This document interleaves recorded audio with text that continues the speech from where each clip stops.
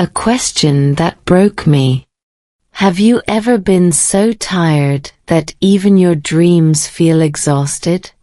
This video is for that moment, when you're learning English, trying to survive a marriage, raising children, and quietly asking yourself why everything feels heavier than it should.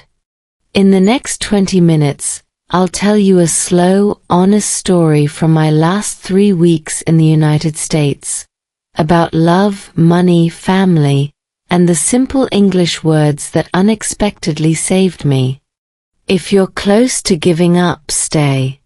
This story might say what you've been unable to say. The question came at a grocery store in California. Fluorescent lights. A cart with cereal my kids begged for. My phone buzzing with another bill notification. My husband looked at me and said very calmly, "I didn't need your money. What do you need?" Not angry. Not dramatic. Just curious. And somehow, that question hit harder than any fight we'd ever had. You know that feeling when your brain freezes, like a computer with too many tabs open? That was me. I stood there holding a box of cornflakes, realizing I had no idea how to answer. Because for years, my answer would have been automatic: security, stability, money. Especially in America, where survival feels like a subscription service you forget to cancel.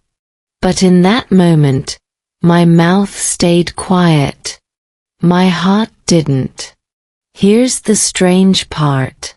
When people move, especially to another country, the brain goes into emergency mode. Psychologists call it cognitive overload. Your mind focuses on logistics, language, money, schedules, while emotions get shoved into a mental closet. You still feel them, but only when they trip you in the dark. That grocery store question was me hitting the emotional furniture I'd ignored. For 3 weeks in the US, my life looked fine from the outside. Married. Kids laughing in the back seat. English conversations happening every day. But inside, I was practicing a different language. The language of pretending. Pretending I wasn't tired. Pretending love only needed patience. Pretending learning English was just about vocabulary and pronunciation. If you're learning English right now, you might recognize this pattern. You tell yourself, "I'll feel confident when my English improves." But neuroscience says motivation doesn't come from perfection. It comes from meaning. When language connects to something emotional, your brain remembers faster. That's why a simple sentence like "I'm not okay" sticks more deeply than 100 grammar rules. That day, I realized I'd been using English like armor. Polite phrases. Safe sentences. I'm fine. It's okay. Easy words that hide complicated feelings. My kids noticed before I did. Children are emotional scientists. They read tone, pauses, silence. My daughter asked me in her small, careful English, "Mom, are you sad, or just tired?" See? Even imperfect English can ask perfect questions. The truth is, money wasn't the real pressure. Research on marital stress shows that finances are usually a trigger, not the cause. The cause is unmet emotional needs, feeling unseen, unsupported, unheard. My husband didn't need my money because what he wanted couldn't be paid for. Presence. Honesty. A partner, not a performer. And maybe that's where you are too. Learning English slowly. Watching videos like this at night. Wondering why motivation disappears even though you should be grateful. Your nervous system isn't lazy. It's overwhelmed. When life feels unsafe emotionally, the brain shuts down curiosity. That's why listening feels harder. Speaking feels scary. Reading feels pointless. So let me say this gently, in very simple English. You are not broken. You are overloaded. That grocery store question cracked something open in me. Not loudly. No movie soundtrack. Just a quiet understanding that love doesn't ask, "How much can you give?" It asks, "What do you actually need right now?" And maybe learning English isn't about sounding fluent. Maybe it's about finally having words for the truth. Here's your small practice for today. Say this sentence out loud, slowly. I don't need more pressure. I need more honesty. Feel how your body reacts. That reaction, that's where real learning begins. Because sometimes, the question that breaks you is also the one that starts putting you back together. 3 weeks in America. 3 weeks sounds short. Like a vacation. Like something you can survive on coffee and optimism. But 3 weeks in America, when you're married, raising kids, and using English all day, feels less like a trip and more like emotional boot camp. No warm-up.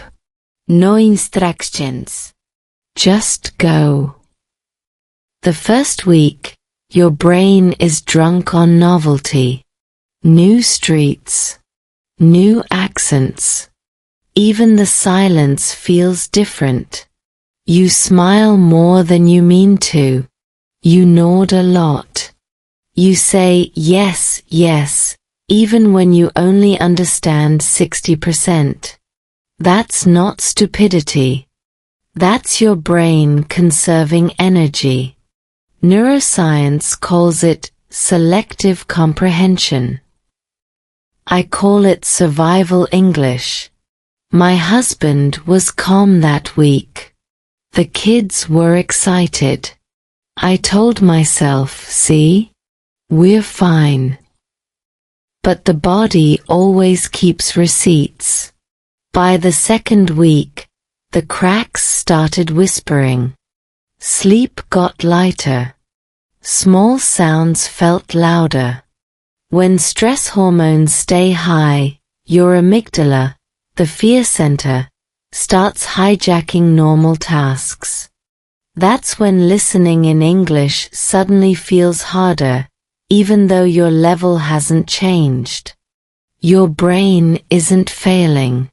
It's protecting you. Here's what nobody tells you about family life abroad. You lose your emotional shortcuts. Back home, a look, a sigh, a shared memory can replace words. In a new country, especially in English, everything has to be explained. Slowly. Clearly. Repeatedly.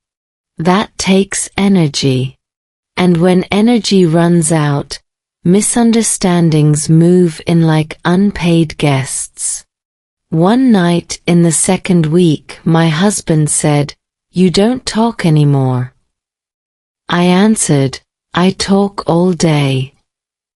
Both true. Both wrong. Psychologists say long-term couples often confuse silence with peace.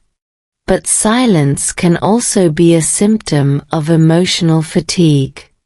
When you're translating life in your head non-stop, thoughts, feelings, words, your mouth eventually goes on strike. English wasn't the problem. Constant self-monitoring was. The kids adapted faster, of course. Their brains are still plastic, flexible, fearless. My son corrected my pronunciation without mercy. My daughter mixed grammar like a DJ and didn't care. Watching them made something painfully clear.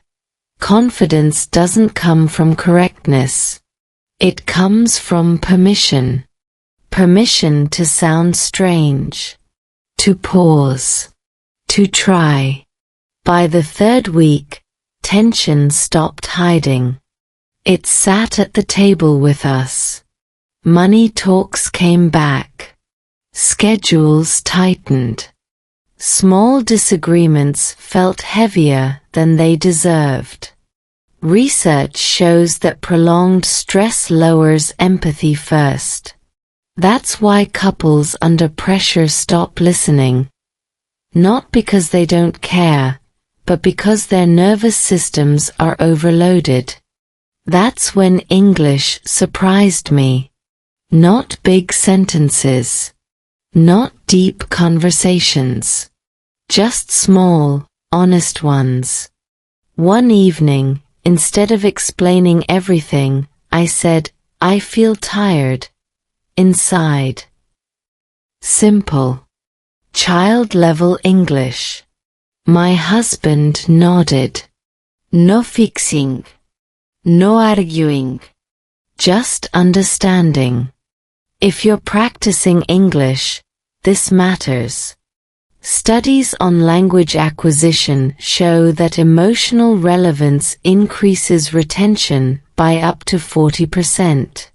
When you use English to name real feelings, your brain tags those words as important. They stick. They grow roots. So here's your practice, right now.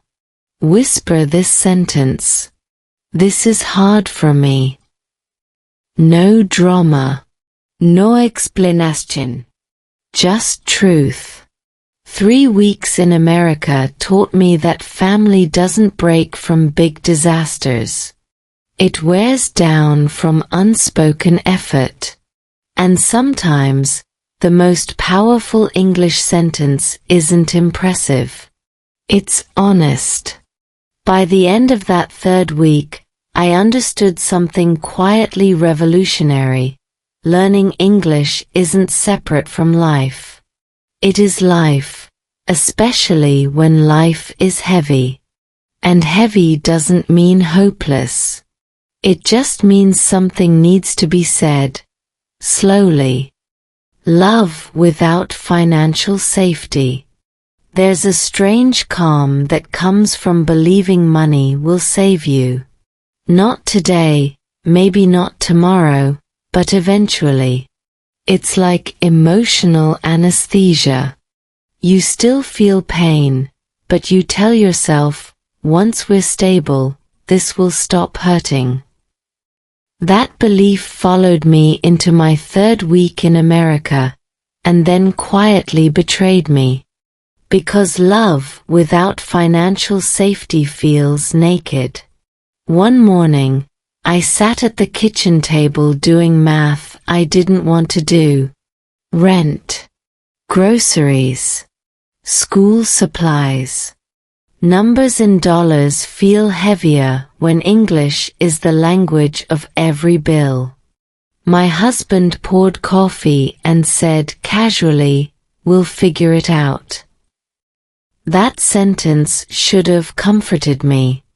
Instead, it scared me. Here's why. Psychologists explain that financial uncertainty triggers the same brain circuits as physical danger.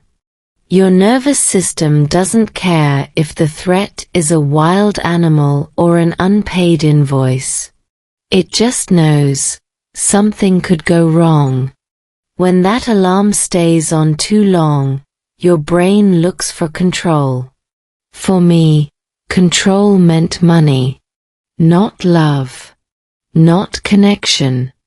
I realized I had been measuring my worth in contributions. If I couldn't provide financially, I felt smaller, quieter, less entitled to complain. That's not logic, that's conditioning. Many of us learned early that love must be earned. And money feels like proof. But here's the uncomfortable truth. Money can reduce stress, but it can't replace emotional safety. Studies on marital satisfaction show that couples with modest income but high emotional attunement report stronger long-term happiness than wealthier couples with poor communication. Translation? Feeling understood beats feeling rich. That week, my English lessons changed. I stopped chasing perfect sentences and started using functional honesty. Instead of complex explanations, I practiced sentences like, I'm worried. I need help. I feel small today. Simple English. Big risk. The kids noticed again. They always do. My son asked why I looked tight, like his backpack straps. Children use metaphors better than adults. I told him in slow English, Mom is learning how to ask. He said, asking is easy. Only if you're not afraid of the answer. Money gives the illusion of independence. Love requires interdependence. That's terrifying when you've been taught to survive alone. Neuroscience backs this up. Relying on others activates vulnerability circuits in the brain. But repeated safe connection rewires those circuits. You literally become calmer over time. That's when my husband said the sentence again, softer this time, I didn't need your money. And I finally heard the rest, even though he didn't say it, I need you. If you're learning English and feeling stuck, ask yourself this gently. Are you trying to sound impressive, or are you trying to be understood? The second one grows fluency faster. And it heals things grammar never will. Practice with me now. Say it slowly. I don't have to earn love. Notice the resistance. That's old programming leaving your body. Love without financial safety isn't weak. It's honest. And honesty, spoken simply, is a powerful language. Marriage under quiet stress. Most marriages don't explode. They erode. Quietly. Like water slipping into stone, day after day, until one morning you realize something solid has turned fragile. That's what quiet stress does. It doesn't scream. It whispers, then waits for you to stop listening. By the fourth week, or what felt like the fourth inside my body, my marriage wasn't in crisis. No shouting. No dramatic ultimatums. Just distance disguised as peace. We functioned well. Schedules worked. Kids were fed. But emotionally, we were living like polite roommates who shared memories instead of conversations. Quiet stress is dangerous because it feels responsible. You tell yourself you're being mature, that you're avoiding conflict. But psychology has a word for this, emotional suppression. When feelings are consistently pushed down, they don't disappear. They leak out as fatigue, irritability, and yes, loss of motivation to do things like practice English. This is why you can watch 10 English videos and still feel stuck. Your brain isn't bored. It's busy carrying unsaid things. One night, after the kids slept, we sat in silence. Not the comfortable kind. The kind where both of you are waiting for the other to go first. My husband finally said, "You're not here anymore." I wanted to defend myself. Instead, I tried something new. I answered in very simple English, "I'm tired of being strong." That sentence did more than 1,000 explanations. Studies on communication show that vulnerability, especially when expressed plainly, activates empathy faster than detailed reasoning. Complex language creates distance.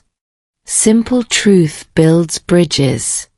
If you're learning English, this matters deeply. You don't need advanced vocabulary to connect. You need accurate words. Even child-level ones. Here's what quiet stress had done to me. It made me believe my feelings were an inconvenience. So I minimized them. Spoke less. Asked less. Over time, that turns love into logistics. The body keeps score. Neuroscientists confirm that long-term emotional restraint raises cortisol levels, leading to mental exhaustion.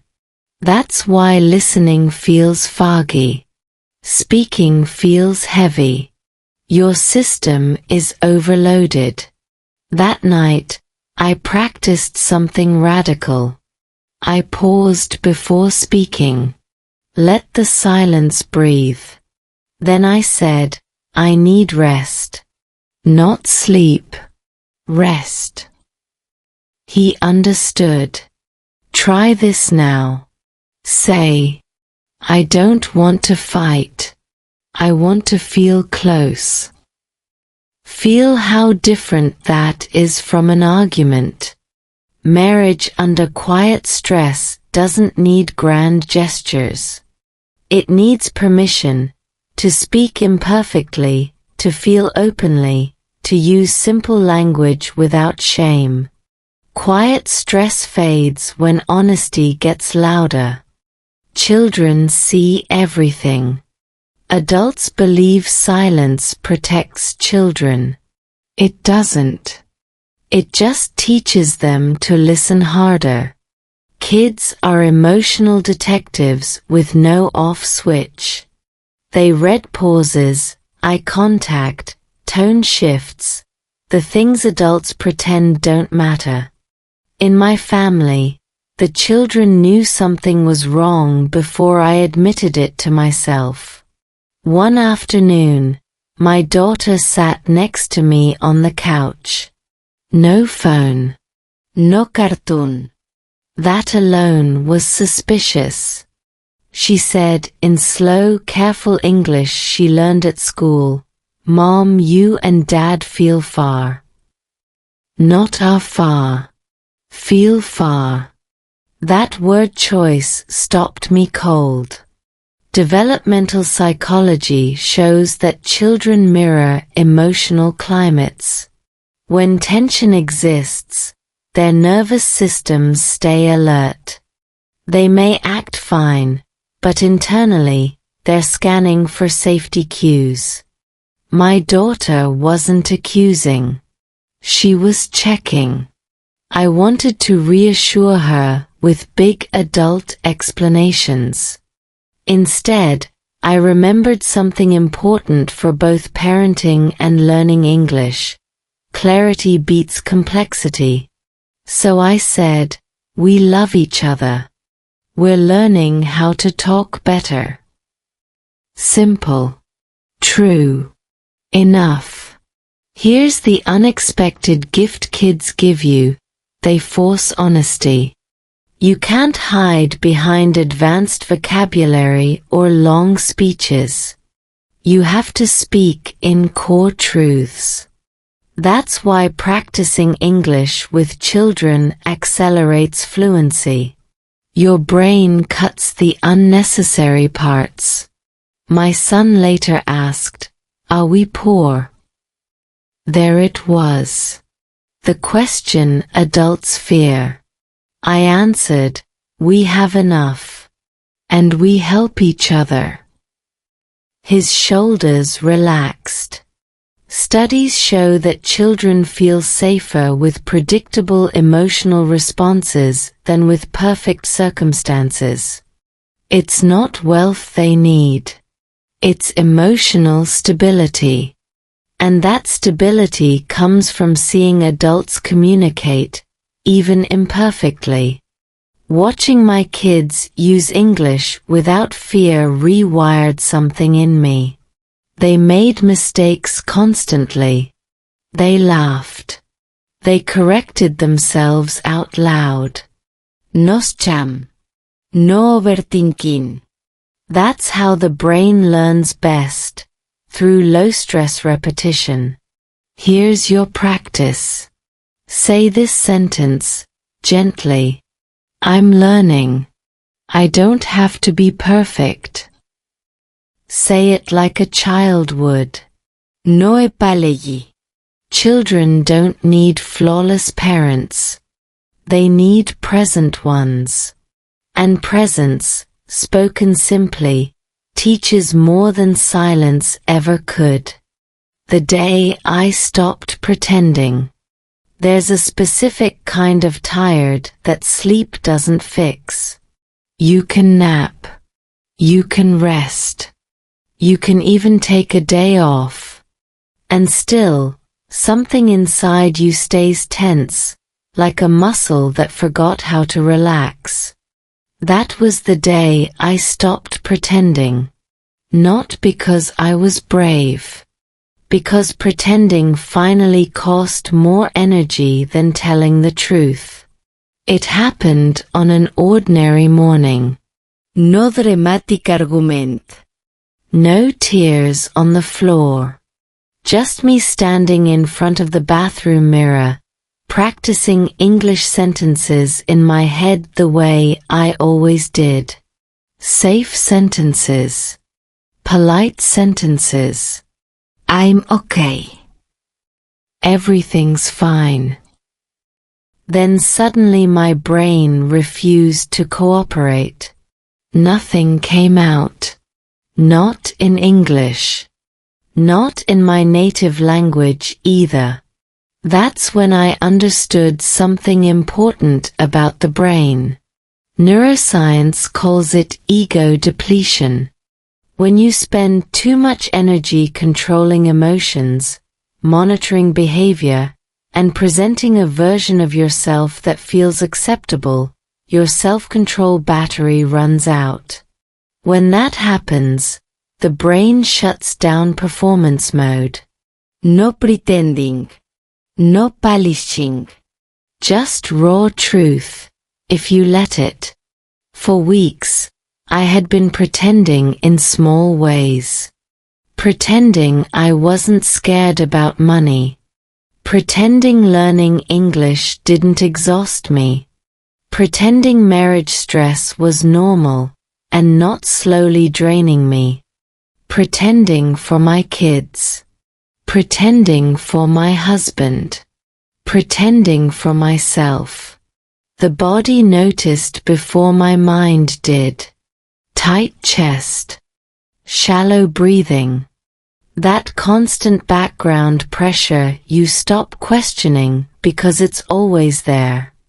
That morning, instead of forcing another productive day, I sat on the edge of the bed and said out loud in very simple English, I can't do this today. No explanation. No justification. just a sentence.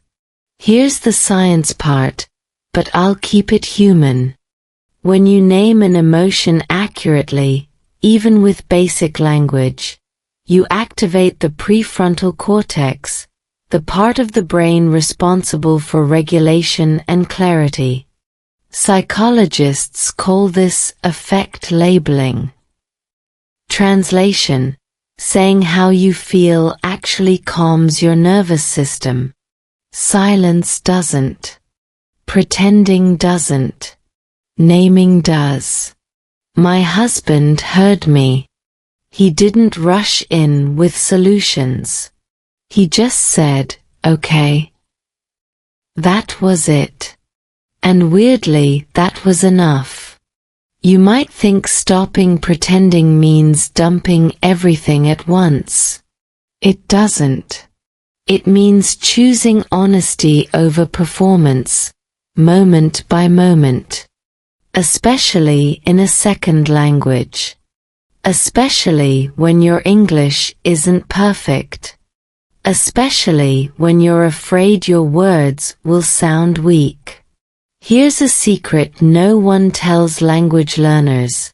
Emotional honesty accelerates fluency. When your brain feels safe, it learns faster. When you're constantly self-correcting, self-judging, self-editing, learning slows down.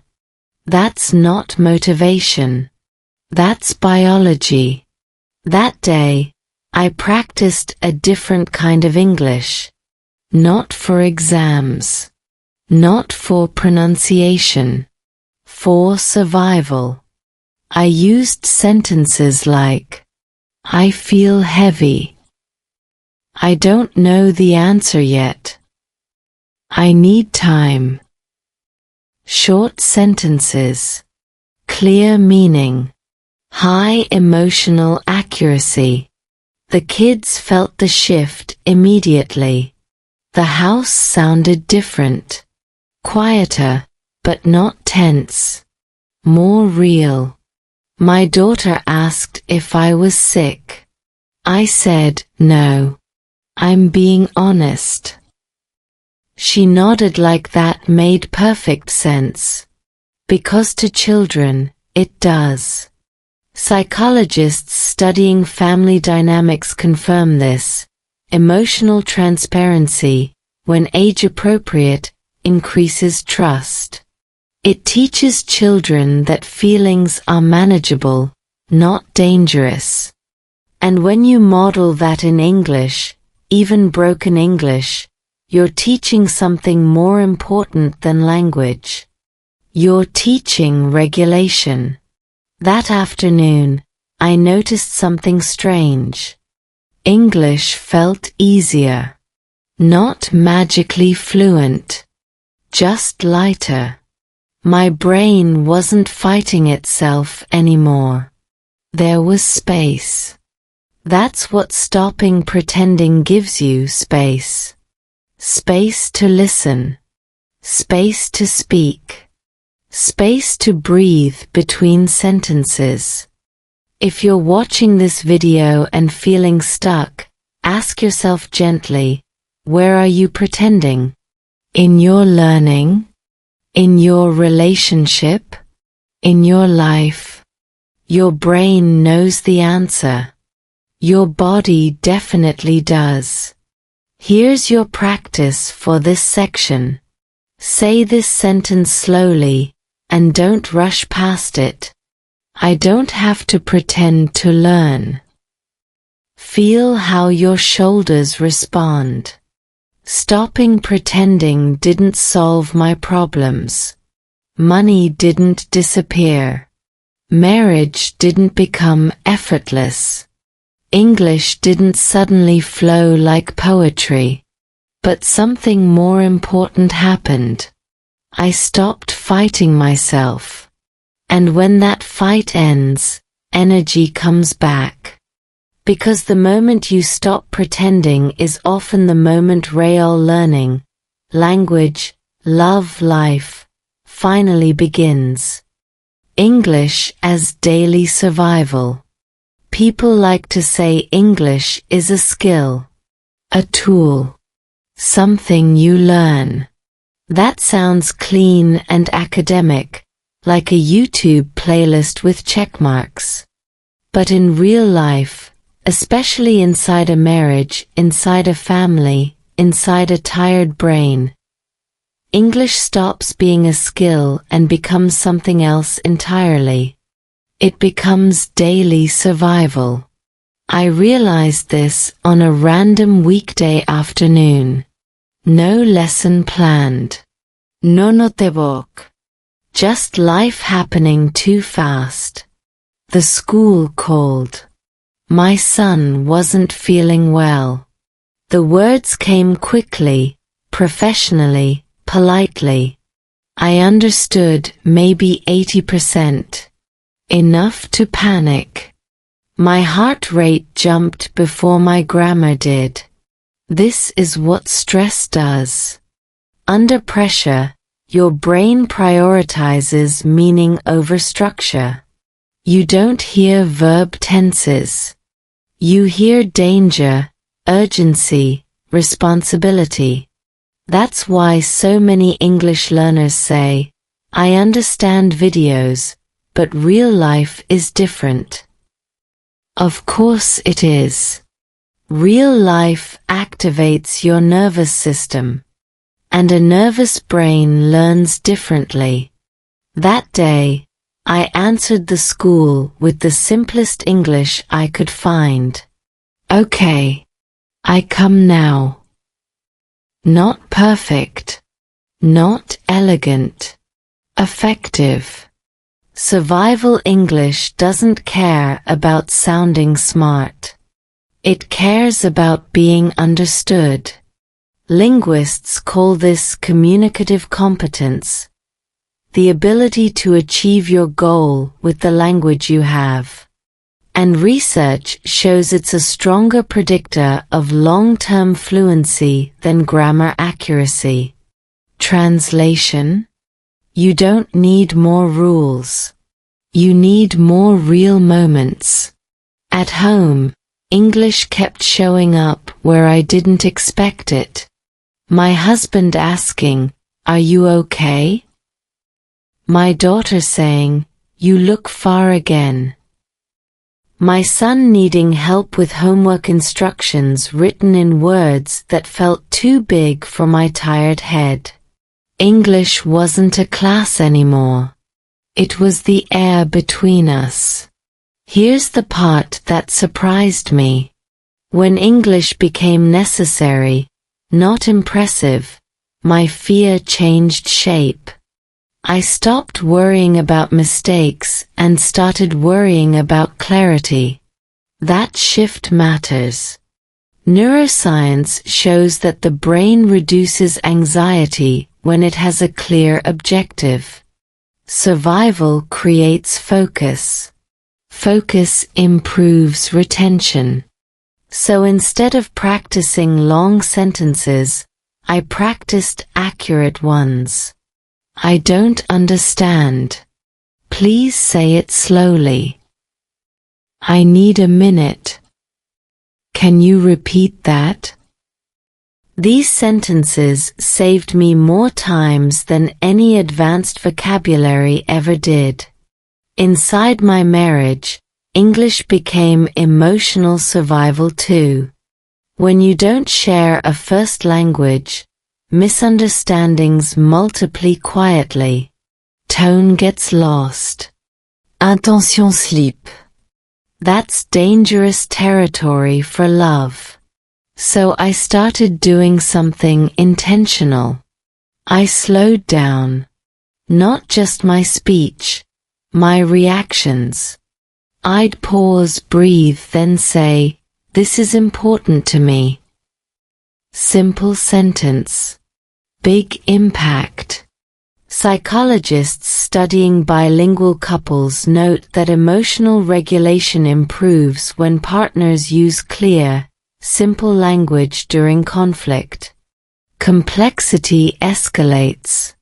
Simplicity grounds. English didn't distance us. It forced precision. I couldn't hide behind long explanations. I had to choose what really mattered. The kids benefited too. They watched me struggle openly with language and still function. That's powerful modeling. Studies on child development show that seeing adults persist through difficulty builds resilience more than seeing perfection ever could. One evening, my daughter corrected my sentence again. I laughed instead of shrinking. That was new. That was survival turning into confidence. Here's the truth most English videos don't tell you. Fluency grows fastest when English is tied to safety. When you use it to solve problems, express needs, and protect connection, your brain flags it as essential. Essential things stick. If you're learning English right now, stop asking, "Do I sound good?" Ask instead, "Did I say what mattered?" Try this practice with me. Say it slowly, clearly. "This matters to me." That sentence works in a meeting, a marriage, and a moment of fear. English didn't become easy. It became useful. And usefulness builds confidence faster than perfection ever will. Because when language helps you survive the day, it quietly prepares you to live the next one better. Small words, big healing. Most people think healing arrives with big conversations. Long talks. Perfect timing. The right words, finally said the right way. But that's not how it actually happens. Healing sneaks in through small words, short, almost boring sentences that land gently and stay. I learned this the hard way, during a week when everything felt fragile but strangely quiet. No arguments. No breakthroughs either. Just a sense that we were all walking on emotional glass. My instinct was to wait. To gather the right English.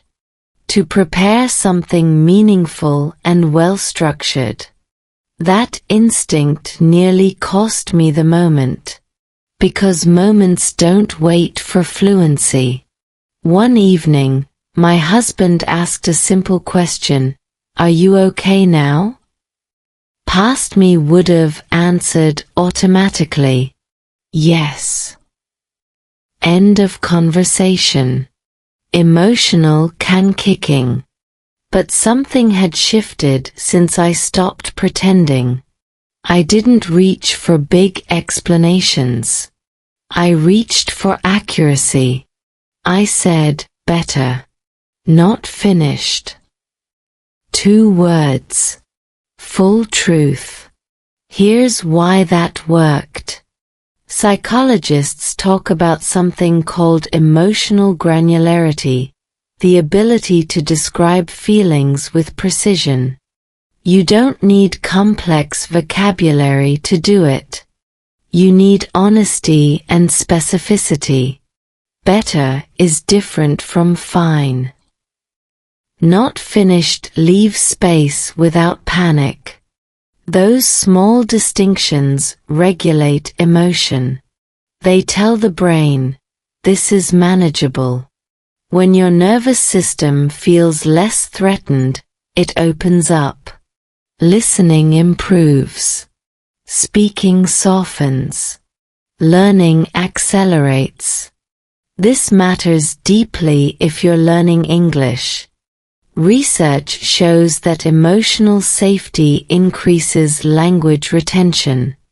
When you use English to create connection rather than performance, your brain links those words to relief instead of stress. Relief is memorable. I started collecting small sentences like tools in my pocket. Not for emergencies, those come anyway, but for everyday repair. I need a pause. That hurt a little. I'm trying. Notice something? Noblam. No drama. Just data. Inside a family, those sentences change the emotional climate. My kids picked them up fast. My daughter started saying, "I'm sad, but I don't know why." That sentence alone tells you she feels safe enough to not have answers yet. That's emotional health. That's language doing real work. Science backs this up. Studies on family communication show that naming emotions, even vaguely, reduces stress responses in both speaker and listener. It's not about solving the problem. It's about signaling awareness. Awareness creates trust. For me, small words healed something deeper too. My relationship with English itself. I stopped treating it like a test and started treating it like a bridge. A narrow bridge, sometimes shaky, but usable. And bridges don't need to be beautiful. They need to hold. One afternoon, overwhelmed again, I said to my husband, "I'm scared but I trust us." That sentence wasn't polished. It wasn't rehearsed. It was real. And it landed. Here's something interesting. Neurologically, the brain processes short, emotionally relevant sentences more efficiently than long abstract ones. That's why affirmations work best when they're simple. Complexity taxes working memory. Simplicity calms it.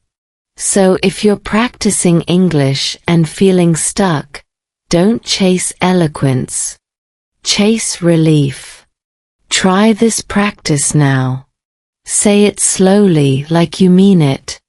I don't need perfect words. Pause. Just honest ones. Feel the difference. Over time, those small sentences built something sturdy. Not constant happiness. Not problem-free love. But resilience. The ability to repair quickly. To speak before distance grows teeth. Healing didn't arrive as a dramatic moment. It showed up quietly, sentence by sentence, word by word. And English, simple, imperfect English, was the vehicle. So if you remember nothing else from this section, remember this: big healing doesn't require big language. It requires brave, small words spoken at the right time. And the right time is usually now. Science of emotional burnout. Burnout doesn't announce itself. It doesn't knock. It seeps in quietly, until one day even simple things feel heavy. Listening, speaking, caring, learning. Especially learning a new language. Especially inside a marriage. Especially when you're trying to hold a family together while pretending you're fine. For a long time, I thought I was just tired. Normal tired. The kind you fix with coffee or sleep. But science says burnout is different. It's not a lack of energy. It's a lack of emotional recovery. And once I understood that, everything, my marriage, my English, my motivation, suddenly made sense. Here's what happens in the brain. Chronic stress keeps your cortisol levels high. Cortisol is useful in short bursts. It helps you react, focus, survive. But when it stays elevated for too long, it starts interfering with the hippocampus, the part of the brain responsible for memory and learning. Translation: the longer you're emotionally overwhelmed, the harder it becomes to absorb new information. That's why English suddenly feels impossible even though you've studied for years. This isn't laziness. It's neurobiology. Burnout also narrows attention. Your brain enters what psychologists call threat mode. In threat mode, you focus only on what's necessary to get through the day. Extra things, like pronunciation drills, new vocabulary, deep conversations, feel unnecessary, even irritating. That's your nervous system saying, "We don't have space for this right now." I saw this clearly during those weeks in America. My days were full of invisible labor. Translating conversations, managing emotions, supporting kids, holding space for my husband, all while quietly questioning my own worth. By the evening, my brain felt like a browser with too many tabs open. Of course, English practice was the first thing to go. Burnout doesn't steal your priorities. It steals your capacity. Here's the marriage connection. Studies on emotional burnout show that couples under prolonged stress experience what's called empathic fatigue.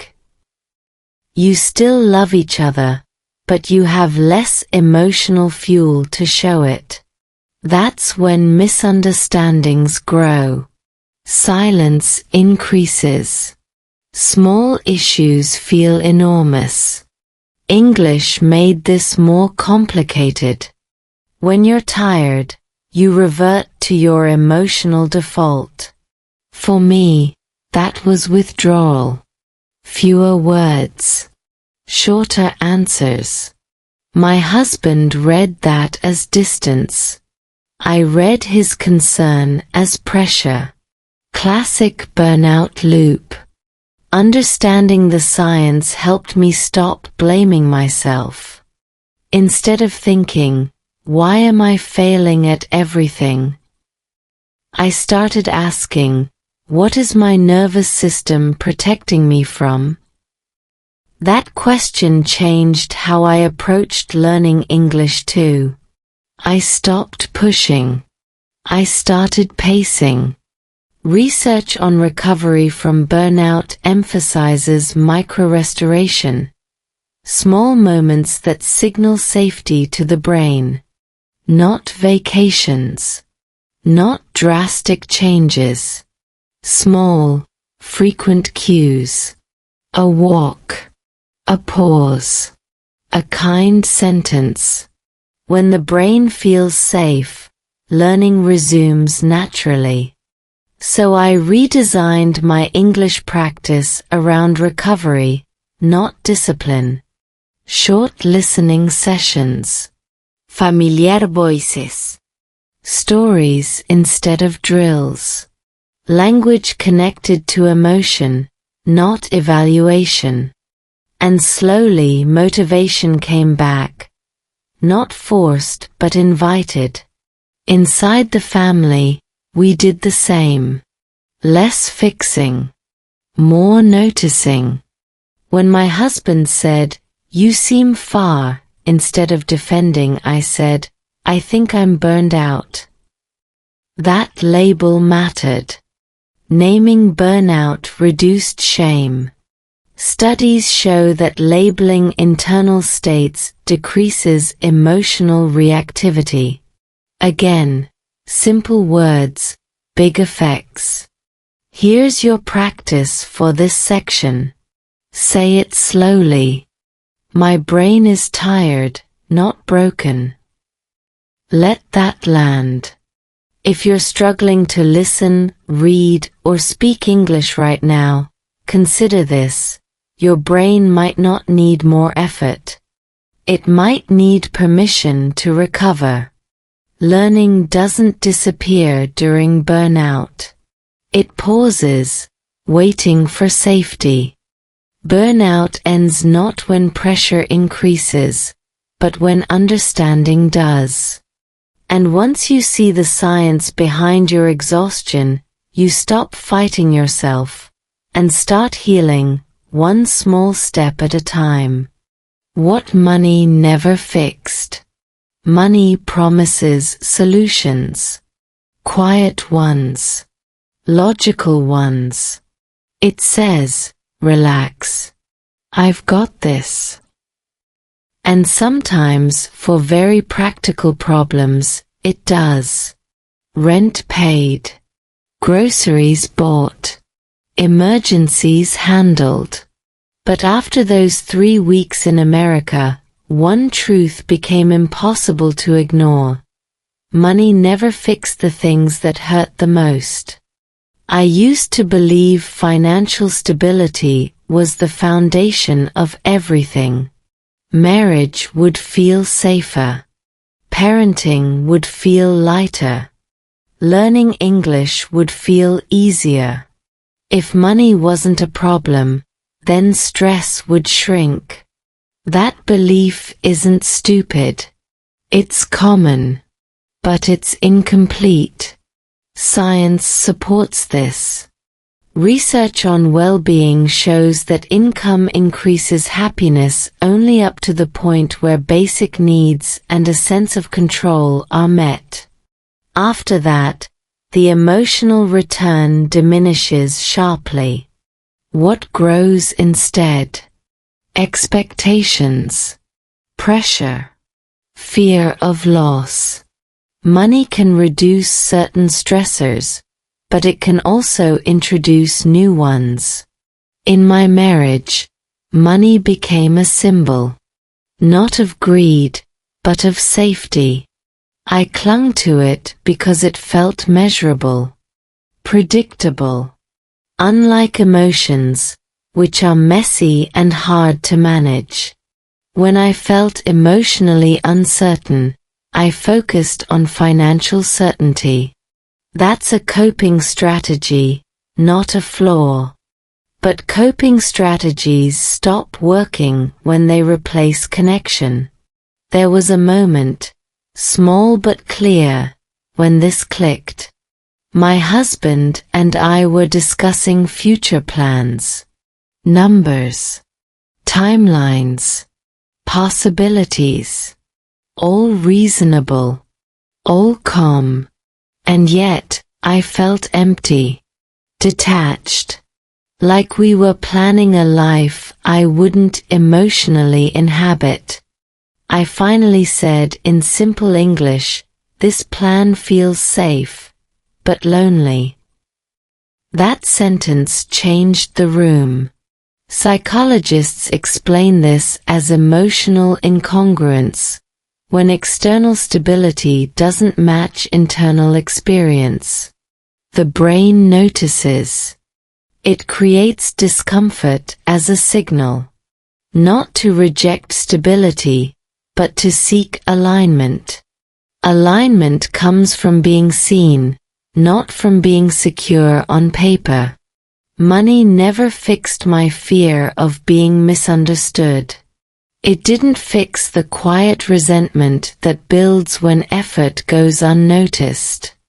It didn't fix the exhaustion of translating my inner world into a second language while pretending I was fine.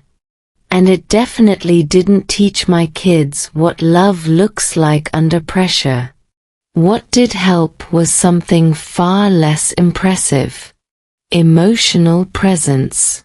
Saying things like, "I need reassurance. I don't want to do this alone. I'm scared of losing us." Those sentences cost nothing. but they required courage. Here's where English learning fits in. Many people chase English fluency because they believe it will unlock confidence, success, belonging. And it can help. But language, like money, can't fix emotional disconnection by itself. Fluency without honesty still feels empty. Linguists note that meaningful language use, talking about real experiences, leads to deeper retention and greater satisfaction than transactional language. When you use English only to perform, it drains you. When you use it to connect, it feeds you. That's why, paradoxically, my English improved when I stopped using it to prove my worth. I used it to reveal my truth instead. Short sentences. Clear needs. Emotional accuracy. Try this now. Say it out loud. I don't need more. I need closer. Feel how different that is from asking for security. Money didn't heal my marriage. But honesty opened the door for healing. Money didn't motivate me to keep learning English. But connection did. Feeling understood, even imperfectly, gave me energy discipline never could. This doesn't mean money doesn't matter. It does. It just doesn't touch the deepest layers. Love, safety, belonging, those live in the nervous system, not the bank account. Once I stopped asking money to fix emotional problems, I could finally see what I actually needed. And that clarity, spoken simply, was worth more than any number on a screen. What do you really need? That question, what do you really need, sounds simple until you try to answer it honestly. Not the polite answer. Not the responsible one. The real one. The kind that makes your chest feel exposed, like you've stepped into cold air without warning. For most of my life, my answers were automatic. I need stability. I need money. I need a plan. Those answers are safe. Society rewards them. But during those weeks in America, when pretending stopped working and burnout stripped everything down, I realized something uncomfortable. Those answers were incomplete. Because when my husband asked, "What do you need?" my first instinct was still to protect him from my truth. Psychologists call this self-silencing. It's the habit of minimizing your own needs to maintain harmony. It's common in relationships, especially under stress. And it's dangerous. Over time, self-silencing leads to resentment, emotional distance, and a quiet loss of identity. You're present, but not fully there. That's where I was. So I tried something radical. I didn't search for a perfect answer. I searched for an honest one. In very simple English, because complexity would've let me hide. I said, I need to feel chosen, even when I'm tired. The room went still. That sentence wasn't about money, or logistics, or plans. It was about attachment. Neuroscience tells us that humans are wired for emotional security. Feeling chosen, seen, prioritized, valued, activates the brain's reward system more powerfully than financial reassurance ever could.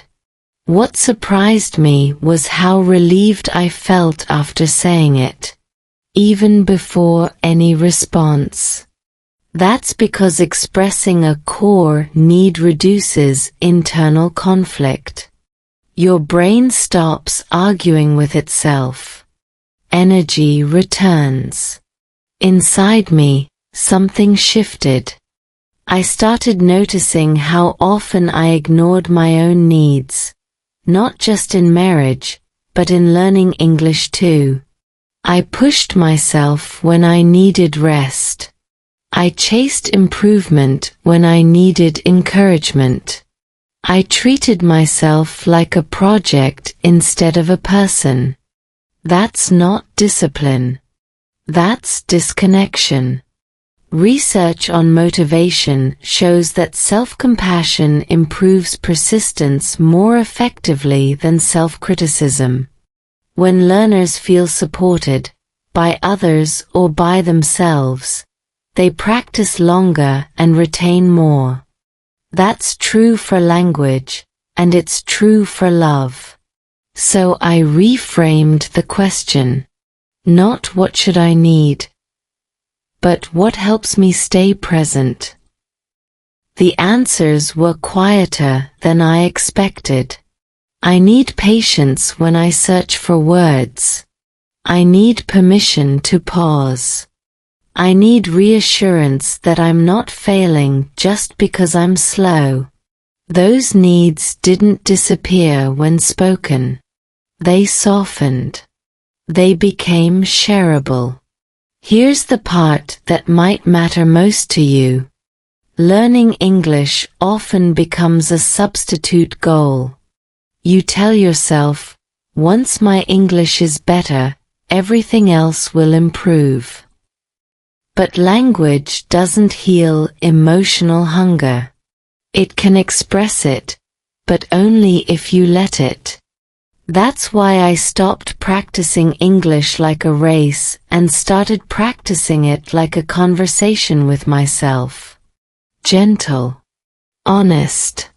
Short. Try this now. Say it slowly, without rushing. I need kindness while I learn. Notice if your body relaxes even a little. Inside the family, naming needs changed our dynamic. Not overnight. Not magically. But consistently. My husband began asking different questions. The kids started expressing themselves more clearly too. Needs stopped being demands. They became information. Psychologists say unmet needs don't disappear. They surface as conflict, fatigue, or numbness. Meeting them doesn't require perfection. It requires acknowledgement. So when I ask you now, what do you really need? Don't answer me. Answer yourself.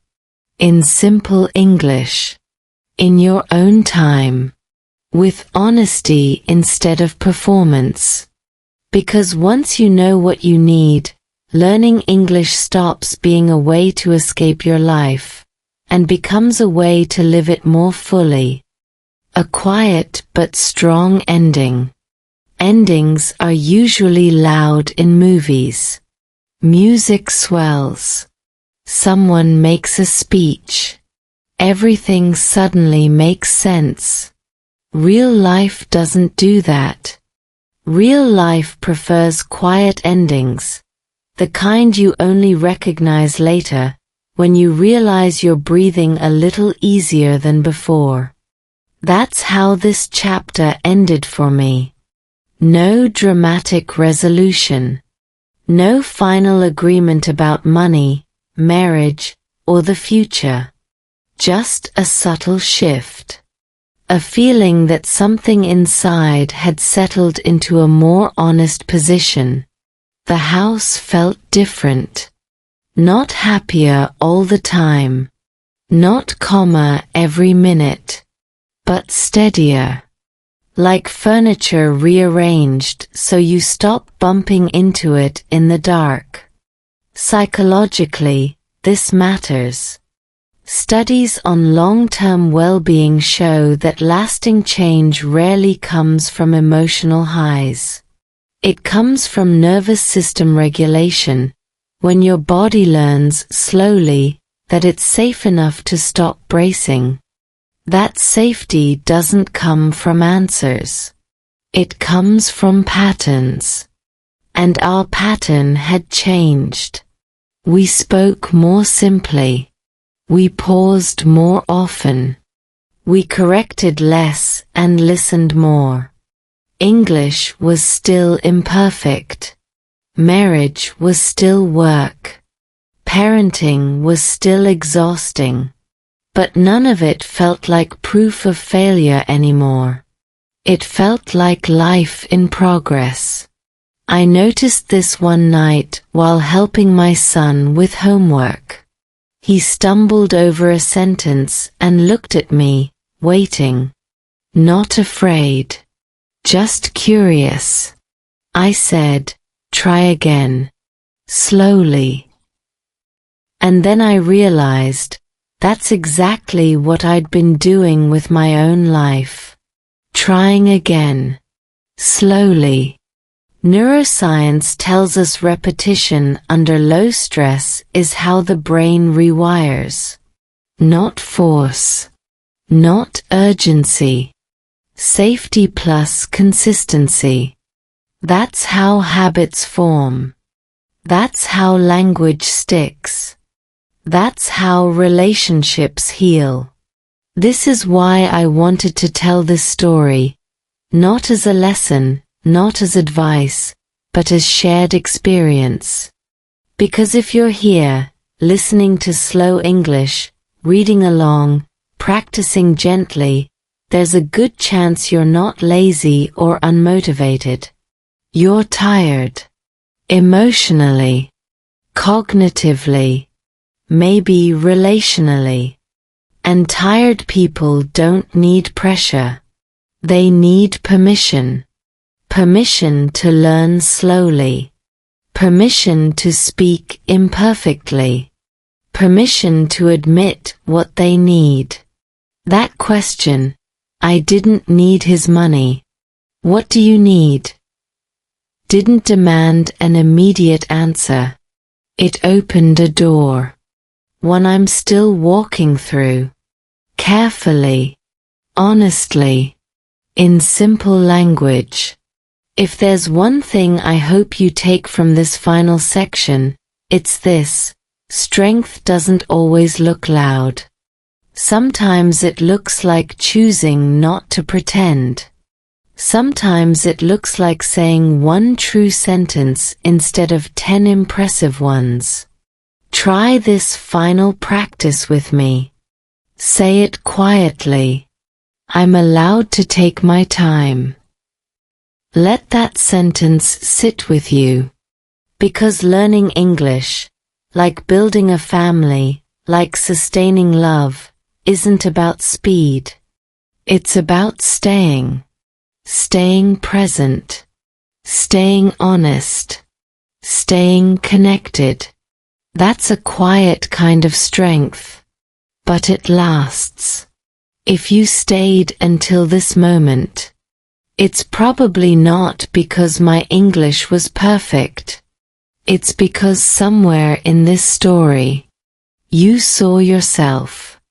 Maybe it was the exhaustion of learning English and still feeling stuck. Maybe it was the quiet loneliness inside a marriage. Or maybe it was that question you keep asking late at night. What am I really doing all this for? I used to think I needed money. Then I thought I needed better English. But what I truly needed were words slow enough to tell the truth to myself. If you're learning English not to impress, but to understand, to survive, to protect your family and your heart, then this channel was made for you. Subscribe now. Because the next videos will continue with real-life stories in the United States. told in slow, clear, real English. Designed to help you practice listening, reading, and speaking. Without pressure. Without shame. Without losing yourself along the way. Like this video if this story felt personal. Comment below, what do I really need? You don't need a perfect answer. An honest one is enough. And remember this. You don't need to learn fast. You don't need to be perfect. You just need to stay a little longer. With English. With the story. With yourself. I'll see you in the next video.